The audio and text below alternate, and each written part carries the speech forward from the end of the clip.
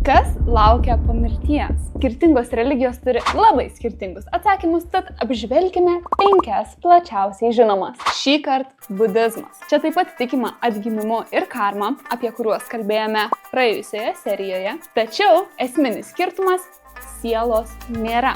Vadinasi, mirus tavo siela nepersikelia tiesiog į kitą kūną. Vietoje jos egzistuoja sąmonės ir patirčių srautas arba priežasties pasekmės grandinė. Net pačiai sunku suvokti ar jau labiau paaiškinti tokį procesą, bet dažnai jis supaprastinamas per žvakės metaforą. Turi vieną degančią žvakę.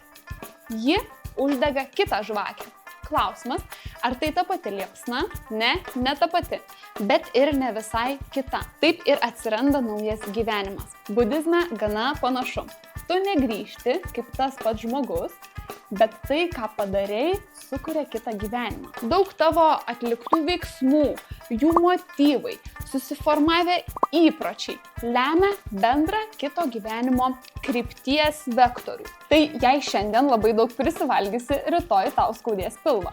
Bet tu nebūsi 100% tas, koks buvai šiandien. Tačiau ir ne visai kitas žmogus. Ir žinoma, galutinis tikslas yra išsivaduoti nuo šio atgimimo rato, pasiekiant nirvaną. Tai būsena, kurioje nutrūksta kančios ciklas. Ir yra labai aiškus praktinis planas, kaip nirvaną pasiekti. Jei būtų įdomu sužinoti, pasek paskyrą.